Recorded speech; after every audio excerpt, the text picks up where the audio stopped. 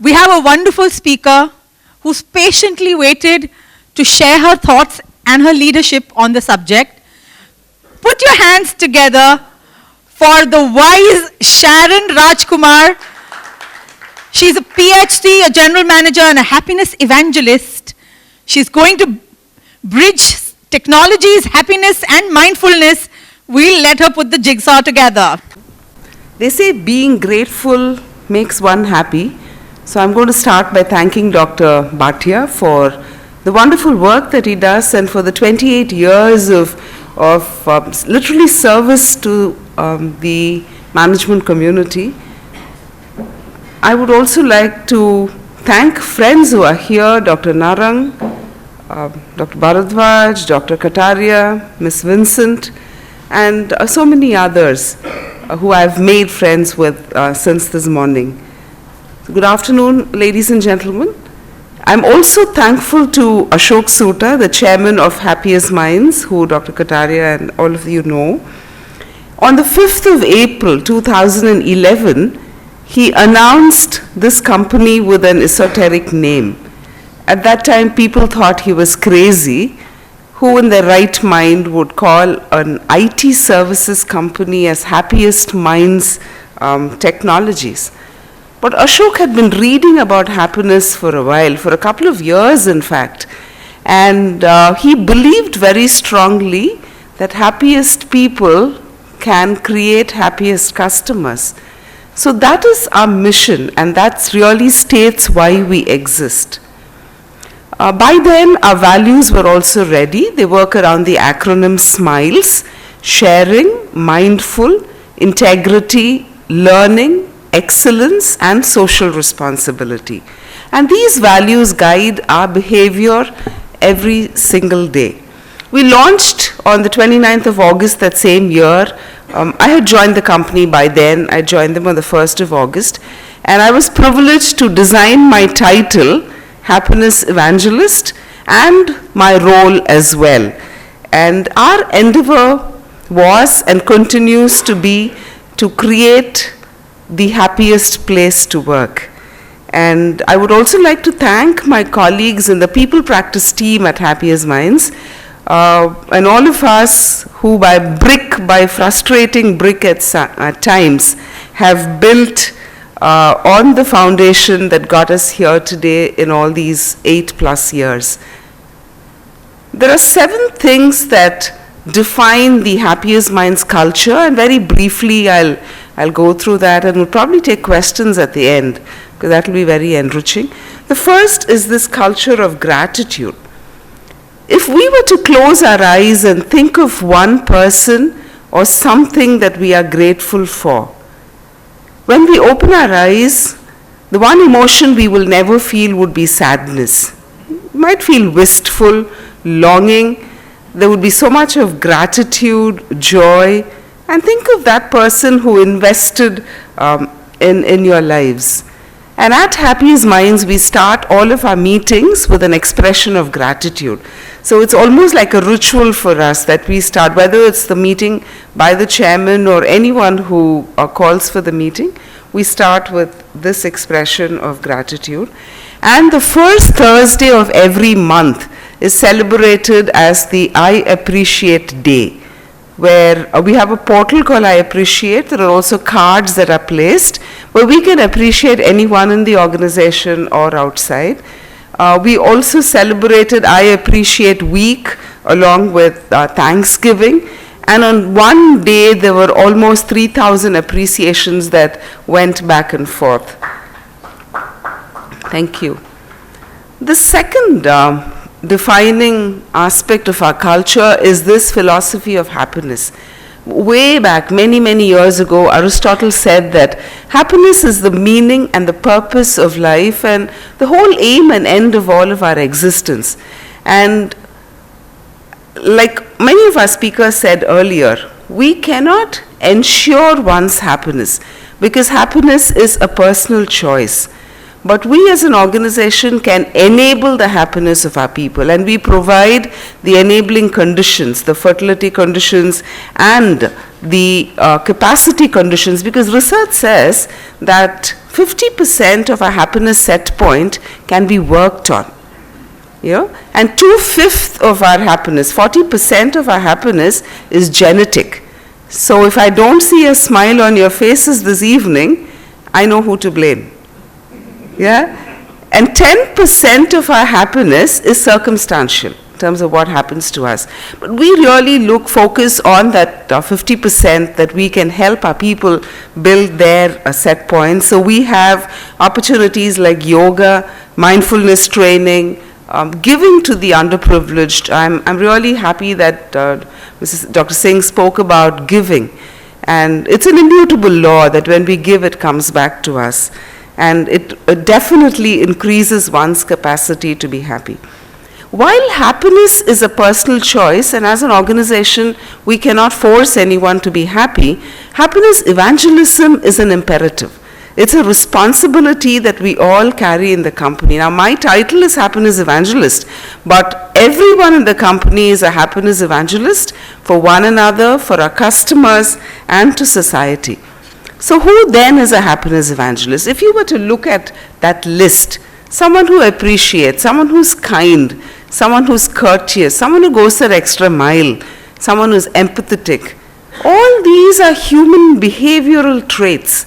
So if one were to say, I don't want to be a happiness evangelist, it's almost like saying, I don't want to be human, right? So what we did to see behavioral change on the floor, we did a 360-degree assessment of one's happiness evangelism index, rated by themselves, their manager, the reportees, and their peers. And there was so much of change that we saw on the floor. There were people who came and said, you want us to appreciate, how do I do that? So the I Appreciate portal was born. Others came and said, I've got low scores on these two, help me improve that, what can I do? And we ran that for 2.5 years, and we did an interesting thing. We linked a certain percentage of variable pay to the Happiness Evangelism Index, which meant that below a certain rating, people would even forfeit their variable pay. And therefore, it's very important for them to work towards demonstrating happiness evangelism on the floor.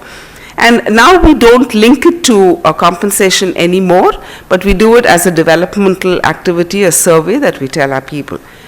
Now, on the 4th anniversary of the launch of the company in 2016, we added this tagline, the Mindful IT Company. Ashok had been to Canada for a conference, and the person who introduced him said, this is Ashok from the Mindful IT Company. And he came back and he got a lot of us working. And those of you who know Mr. Sota know he's absolutely thorough, meticulous. And we did a lot of research around this and decided to go ahead with this tagline. So to us as an organization, mindfulness is not just being mindful. We do all those practices that we learn, the breath watch and so on and so forth. But in doing mindful, how do I perceive another person completely? How can I process it without any bias? Otherwise, we all live with biases, right? Have you ever used a kaleidoscope? Yes? You see all those little pieces of glass inside? We use that to look at people, not just one filter, but multiple filters. But it's important for us not to bring those biases when we look at people or at situations. And can we be empathetic in our relationship with people? Empathy is a trait that is much sought for and highly lacking out there in industry, and therefore we believe that it was important for people to be empathetic as well. So we've trained, I'm the mindfulness coach at Happiest Minds, and have trained nearly 3,000 Happiest Minds in mindfulness. We also go to customer locations to train people there, to business schools. I come from Bangalore, business schools in Bangalore that we have trained. So if any of you has a need for a mindfulness training, we'd be more than happy to do something at your places of work. Another interesting thing with mindfulness, we do a post-training survey. 2 in 3 people reported improved work performance. That's a big number. And 9 in 10 persons said that their health has improved. So when one's health improves, there's a whole lot of other factors. Absenteeism, sick leaves, and a whole lot of things. Costs come down, productivity improves, increases, and we see that those, especially those who are stressed, write back and say, I used to get panic attacks, but now, my panic attacks have subsided. And so there's a whole lot of story. I'd be happy to talk to anyone after a session to share with you stories of what happens really. The fifth aspect of our culture is this focus on wellness. We place great emphasis on the holistic wellness of the person, whether it is environmental wellness or social wellness, intellectual or occupational wellnesses, physical or spiritual wellness. So we recently concluded our Happiest Minds run, which is a combination of physical as well as social wellness, because the monies that we received out of this run we gave to Samarthanam Trust for the disabled. So we try and do these activities that combine different aspects of wellness. And I don't want to dwell much on this. We've had a whole session on how important it is to give. So at Happiest Minds, for all of our milestones, which we call smile stones because our values are smiles, we give to Akshay Patra Foundation. Until date, we've given to 1 million meals at Akshay Patra Foundation. Thank you. And we don't want to stop with that. So by the time we go public, we want to up that to another 1 million meals. And that's what we're really working towards. So it somehow pains our heart to know that children today can go hungry. I saw the amount of food that was left out, and my heart hurt to see that, there are so many children out there who don't have food.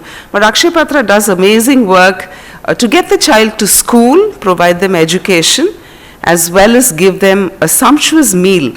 They have an amazing kitchen in Bangalore. We visited the kitchen, and they've automated the whole thing. They have vehicles that carry food to schools and so on. The seventh aspect, the last aspect of our culture before I move on, is the culture of listening. We listen through our surveys that we run for our people, the annual Happiest People Pulse. We listen to our customers on the annual Customer Happiness Survey. We also listen through Happometer. So we have an intranet called Smile Central, and there are 3 smileys there, a green smiley, a yellow smiley, and a red, which says, how are you feeling today?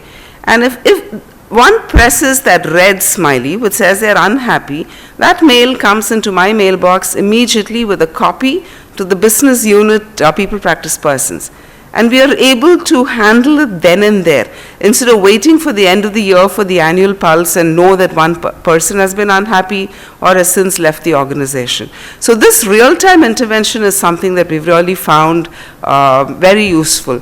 The other aspect of our listening is through a counseling program that I run in the company called the Good Samaritan Mitra. It's called Mitra, the Good Samaritan program. And we listen to people with their personal problems, professional. Obviously, we cannot find solutions to them, but then we can help them find their own solutions. And that's what we really do. So how can happiness be enabled at the workplace? We'll just look at our people framework and understand through this maybe in the next 3 minutes or so. At the core of our people framework is culture. A culture with mindfulness, with gratitude, and a culture that's held together by our Smiles values. We are a culture that is diverse and inclusive. 1/4 of our workforce is women. And soon we want to make that to 1/2, or at least 51%, And we also respect people from different communities, different language groups. We celebrate all festivals at Happiest Minds. All women are given laptops in the company, and that is mandated. And women who go on maternity leave, when they return, if they want to take a 2-year sabbatical, to spend time with children, because it's so important to give children quantity time. And we encourage them to take that sabbatical and return when maybe the child has gone to school, and to return to us. We also have special recruitment drives for women. And someone who refers a woman happiest mind who's chosen gets an increased referral bonus than somebody else.